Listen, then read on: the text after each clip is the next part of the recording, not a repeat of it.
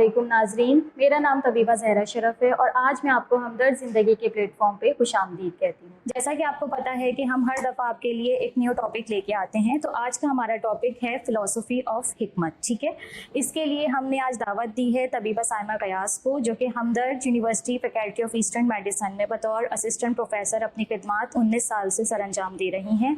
और इनका जो बेसिक सब्जेक्ट है वो इनका बेसिक सब्जेक्ट भी प्रिंसिपल ऑफ ईस्टर्न मेडिसन कुलियात है। ठीक है, तो आइए आज इनसे मिलते हैं और इनसे जो है वो हिकमत के हवाले से सवालात करते हैं। अस्सलाम वालेकुम तबीबा साइमा, कैसी हैं आप? वालेकुम अस्सलाम, अल्लाह का शुक्र है। ज़हरा, आप कैसी हैं? मैं ठीक ठाक अल्हम्दुलिल्लाह। अच्छा तबीबा साइमा, जैसा कि आपको पता है कि आज का हमारा टॉपिक जो है वो फ़िलासफ़ी ऑफ हिकमत के हवाले से है, तो मैं आपसे पूछूंगी कि वर्ड हिकमत, जो हिकमत की एक टर्म है, वो क्या है और आप उसको किस तरह एक आम अल्फाज में जो है वो बयान करेंगी? हिकमत के जो लग़वी मायने हैं या जो इसके लिटरल मीनिंग हम कहते हैं, वो दानाई, दानिश या किसी चीज़ का इल्म, तरकीब, ठीक है, ये अक्लमंदी, इस सेंस में हम यूज़ करते हैं।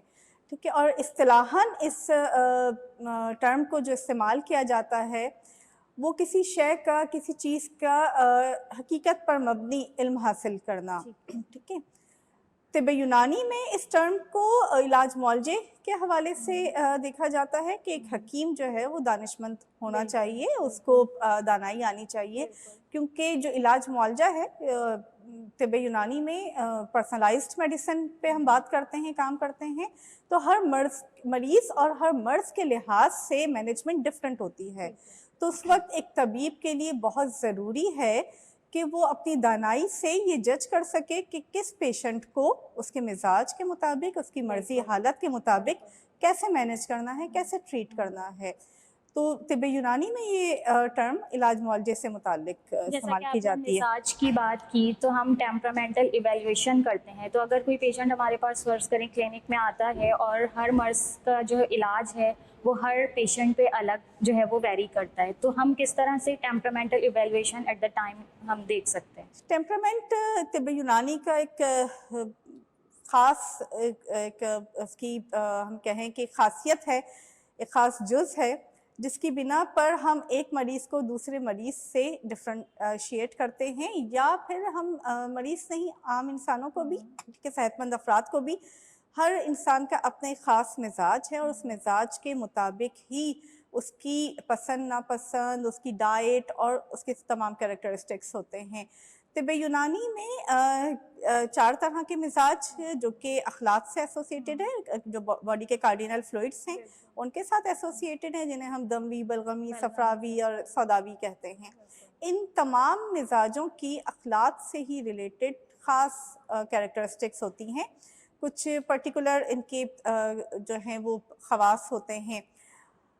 तिब यूनानी में इवेल्युएशन टेम्परामेंट की बहुत डिफरेंट है मॉडर्न साइकोलॉजी से। ठीक है, मॉडर्न साइकोलॉजी सिर्फ साइकोलॉजिकल बिहेवियर्स को मिजाज का नाम देती है, जबकि तिब यूनानी में ये 3 पैरामीटर्स की बेसिस पे, जिनकी फर्दर डिवीजन्स भी हैं, उस पे फिजियोलॉजिकल, मॉर्फोलॉजिकल और साइकोन्यूरोलॉजिकल बेसिस हैं।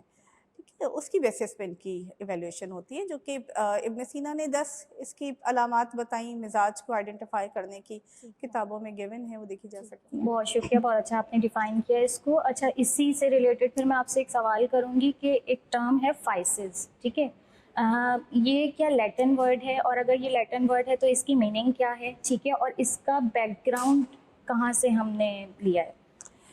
अच्छा, फाइसिस की टर्म जो है वो एक पुरानी, आपने जैसे कहा कि लातीनी ज़बान का लफ्ज़ है। ठीक है, ये बेसिकली ये भी तिब यूनानी का एक ख़ास वो, जो कि सबसे पहले बुक़रात ने इस इस्तिलाह को इस्तेमाल किया।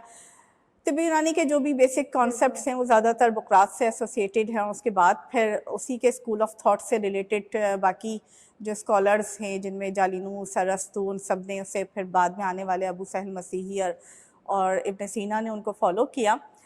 ये लैटिन वर्ड है, ठीक है, और तबीयत से निकला है।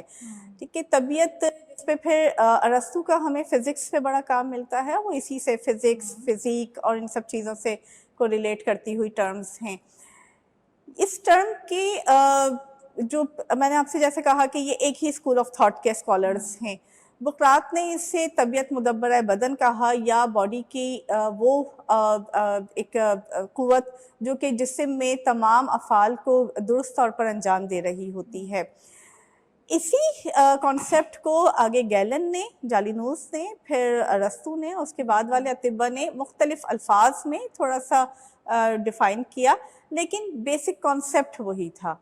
एक ऐसी चीज़, एक ऐसी क़ुव्वत जिस्म में जो जिस्म के तमाम अफ़ाल की हरकत और सुकून की मुब्दा बिज़ात हो, यानी ओरिजिन, सोर्स ऑफ ओरिजिन है, ठीक है, और दूसरा जिस्म के तमाम अफ़ाल को रेगुलेट भी कर रही है, कंट्रोल भी कर रही है, जिसे हम मॉडर्न फिज़ियोलॉजी में कहते हैं जनाब हमारे फीडबैक कंट्रोल मैकेनिज़म्स हो गए, होमियोस्टेसिस हो गई, ठीक है। तो ये वो टर्म है जो बॉडी में ओवरऑल तमाम मैकेनिज़म्स को कंट्रोल कर रही होती है। अच्छा तबीबा साइमा, आपने इतना अच्छा मुझे जो डिस्क्राइब किया फ़िलासफ़ी के हवाले से, ठीक है, टेम्परामेंटल इवैल्यूएशन के हवाले से, प्रिंसिपल्स के हवाले से फ़िलासफ़ी के, अच्छा जिस तरह आपने बताया तबीयत के हवाले से, ठीक है, एक है वर्ड तबीयत और दूसरा है इम्यूनिटी, जिसको हम आम फ़हम ज़बान में क़ुव्वत मुदाफ़ियत बोलते हैं। तो हम इसको किस तरह से कोरिलेट और डिफ़रेंशिएट कर सकते हैं?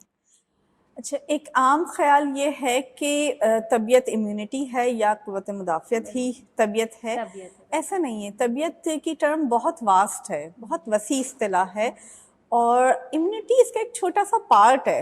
हम ये कह सकते हैं कि तबीयत के जहाँ बहुत सारे फंक्शंस हैं, वहाँ इम्यूनिटी भी इसका एक फ़ंक्शन है, इम्यून फंक्शन भी इसका एक पार्ट ही है। क़ुव्वत मुदाफ़ियत या इम्यूनिटी सिर्फ़ अमराज से या इन्फेक्शियस डिजीज़ से बचा रही होती है, जबकि तबीयत सिर्फ महज ये काम अंजाम नहीं दे रही।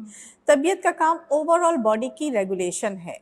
अब ये रेगुलेशन हो किस तरह से रही है, हम जब मेडिकल साइंस में स्टडीज़ करते हैं, हम देखते हैं जनाब, जब भी हम कोई सिस्टम पढ़ रहे होते हैं, उसके एंड में एक पोर्शन होता है ऑटो रेगुलेशन, ठीक है। वो जो ऑटो रेगुलेटरी मैकेनिज़म्स हैं बॉडी के, या फीडबैक कंट्रोल मैकेनिज़म्स हैं जो कि होमियोस्टेसिस को मेंटेन कर रहे हैं, वो बेसिकली तबीयत के काम है, वो तबीयत अंजाम दे रही होती है, जिसमें इम्यूनिटी उसका एक जस्ट पार्ट आ जाता है। फॉर एग्जाम्पल मैं आपसे कहूँ कि जनाब हम देखते हैं जितनी भी हम लैब फाइंडिंग्स देखते हैं, लैब रिपोर्ट्स देखते हैं, हीमोग्लोबिन की बात कर देते हैं सपोज, तो मेल फीमेल में एक रेंज दी हुई है, ठीक है। फीमेल में 12 to 14 मिलीग्राम पर डेसीलीटर और मेल्स में 14 to 16 मिलीग्राम पर डेसीलीटर। ये रेंज क्यों है? ये वेरी करती है पर्सन टू पर्सन, ठीक है। ये अब एक फीमेल 12 मिलीग्राम पर डेसीलीटर पे अपने नॉर्मल फंक्शन परफॉर्म कर रही है, जबकि दूसरी जो है अगर उसका नॉर्मल उसकी बॉडी की रिक्वायरमेंट 14 मिलीग्राम पर डेसीलीटर थी, तो उसका अगर 12 हो जाता है तो उसके फंक्शंस कंप्रोमाइज्ड होंगे, ठीक है। तो यही हमारे मिजाज का तस्वुर भी है, ठीक है, अदल फिल किस्मत जिसे हम कहते हैं। आपको वो मिला है कुदरत से जो आपकी बॉडी के लिए ज़रूरी था, जो आपकी बॉडी के फंक्शंस को परफॉर्म करने के लिए नेसेसरी था, वो आपको कुदरत से मिला। तो यही तबीयत इसी तरह अंजाम कर रही होती है, हर पर्सन के लिहाज से उसके जिस्म में मुख्तलिफ काम अंजाम हो रहे होते हैं। अच्छा तबीबा, अगर हम सेहत के हवाले से, हेल्थ के हवाले से बात करें, ठीक है, तो सेहत को हम किस तरह से डिस्क्राइब कर सकते हैं कि सेहत है क्या? देखिए, इसमें WHO की भी डेफिनेशन है और तिब की, यूनानी तिब की भी अपनी डेफिनेशन है। तिब यूनानी कहती है कि सेहत वो चीज़ है जब जिस्म के अफ़ाल मिजाजी, तरकीबी और खिलती एतबार से भरपूर तौर पर अंजाम पा रहे हों, ठीक है, दुरुस्त तरीके से अंजाम पा रहे हों। हम अमराज की क्लासिफिकेशन की भी बात करते हैं, तो एक क्लासिफिकेशन तो हमें मॉडर्न साइंस की मिलती है, international classification of diseases, ICD, ठीक है। वो इतनी कंप्लीट क्लासिफिकेशन नहीं है, जबकि हम तिब्बे यूनानी की जो अमराज की क्लासिफिकेशन देखते हैं वो बड़ी वास्ट है, वो बड़ी कॉम्प्रिहेंसिव क्लासिफिकेशन है और उसमें बड़ी डिटेल्स हैं, जिसमें मिजाजी अमराज भी आ जाते हैं, तरकीबी अमराज भी आ जाते हैं, और सोल्यूशन ऑफ कंटिन्यूटी जिसे हम कहते हैं अमराज तफर्रुक़ इत्तिसाल, वो भी आ जाते हैं।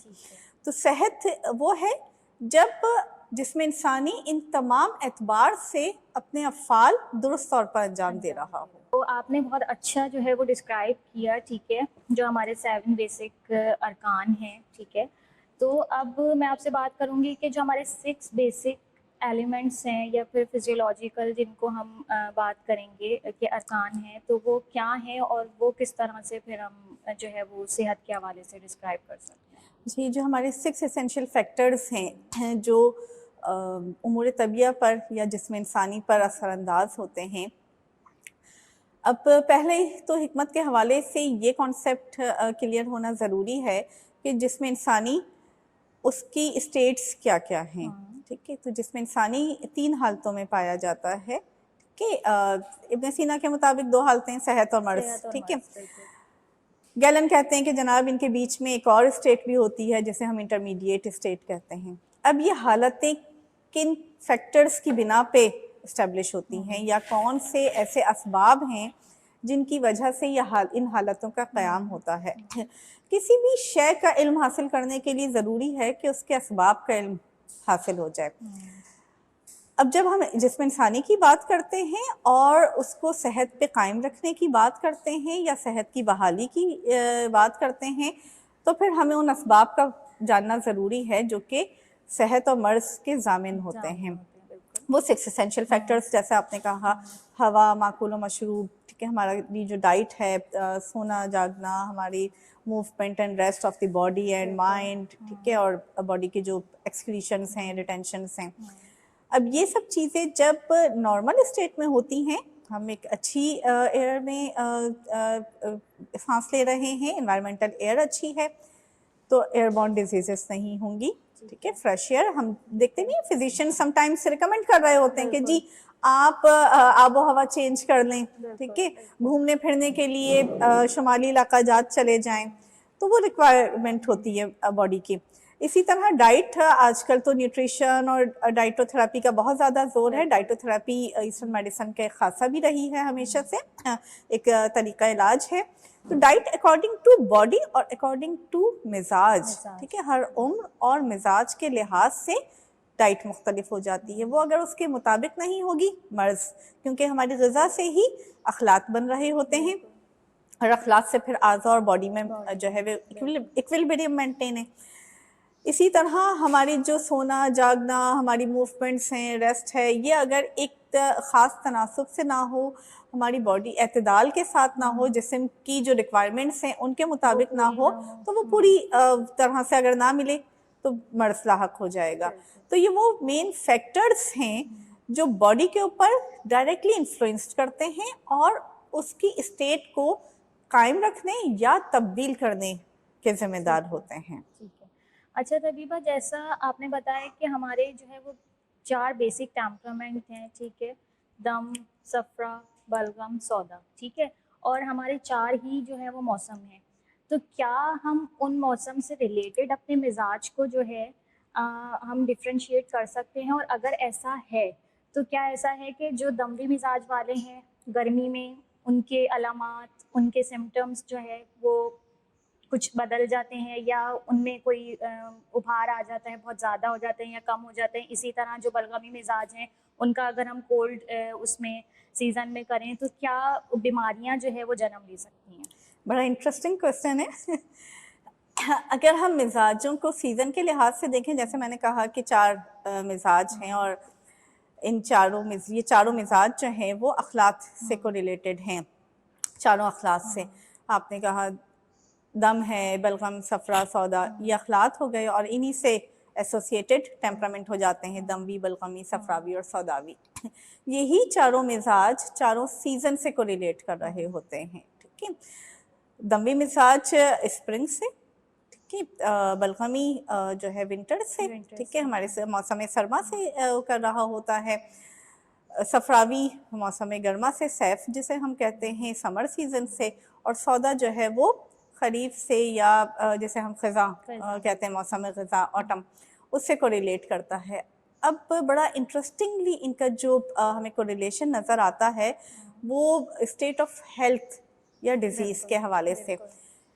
اب ایک پرسن کا مزاج آلریڈی دموی ہے، جب وہ اس سے ریلیٹڈ کوئی سیزن آتا ہے تو وہ اس سیزن میں اس ٹیمپرامنٹ کی کوالٹی مزید بڑھ جاتی ہے، جس کی وجہ سے اسے اس سے ریلیٹڈ ڈیزیزز یا ہم کہیں کہ کچھ بیماریاں جو ہیں علامات سامنے آنا شروع ہو جاتی ہیں۔ آپ اس چیز کو اس طرح سمجھ سکتے ہیں کہ آپ دیکھتے ہیں کچھ لوگ، آموں کا سیزن ہے، گرمیاں، बड़े मज़े से आम खा रहे होते हैं, कुछ भी नहीं हो रहा होता, वो स्किन और ग्लो करने लग जाती है। कुछ बेचारे 1-2 आम खा लेते हैं और पूरे चेहरे पे एक्ने हो जाता है। ठीक है, तो ये मिजाज का डिफरेंस है। उसके और बॉडी में ऑलरेडी गर्मी ज़्यादा है, जब वो एक गर्म फूड लेता है गर्म सीजन में, वो बॉडी उसको एक्सेप्ट नहीं कर पाती है, उसकी वो गर्मी उस तरह से तहल्लुल की तरफ जाती है बॉडी से, उसकी जो है वो एक्सीट आउट होने के वेज होते हैं। वो सब स्किन सबसे बड़ा हमारा एक्सक्रीटरी ऑर्गन भी कहलाता है, पसीने के ज़रिए और दूसरे तरीक़ों से जो है वो वेस्टेजेस को एक्सीट आउट कर रहा होता है। तो ये हमें इसी तरह हम बलगमी मिजाज वालों को देखते हैं। कुछ अफराद हैं सर्दी के सीज़न में बड़े मज़े से आइसक्रीम खा रहे होते हैं, कुछ भी नहीं हो रहा होता, एंजॉय कर रहे होते हैं, और कुछ ज़रा सा ठंडा पानी पी लिया और गला खराब। बिल्कुल। तो ये मिजाज मौसमों के लिहाज से, अपनी शिद्दत के लिहाज से, फिर इसमें उम्र का भी बड़ा किरदार है। ठीक है, तो इसीलिए वो जो 6 एसेंशियल फैक्टर्स की बात हो रही थी, अगर हम डाइट को और 6 एसेंशियल फैक्टर्स को ओवरऑल मौसम के लिहाज से उसमें तब्दीली करें, तो हम जिस्म इंसानी को सेहत पे कायम रखने में कामयाब हो सकते हैं। ठीक है, यही हिकमत है जो तिब्ब यूनानी जो हिकमत सिखाती है। फिजिशियंस जो हैं, जो चीज़ ट्रांसफ़र करना चाहते हैं, जो इल्म, वो यही है कि आप कैसे अपनी सेहत को कायम रख सकते हैं, मिजाज के लिहाज से, मौसम के लिहाज से, उम्र के लिहाज से। अच्छा तबीबा, तो इस जैसा कि आपने टेम्परामेंट के हवाले से, मिजाज के हवाले से मौसमों को बहुत अच्छा को रिलेट किया है, ठीक है, इसी हवाले से मैं बात करूंगी कि अगर कोई बीमारी, ठीक है, किसी इंसान में जन्म लेती है, ठीक है, तो हम उसका इलाज जो है वो 2 तरीके से हिकमत में हम करते हैं, या तो इलाज बिल ग़िज़ा, ठीक है, इलाज बिल ज़िद।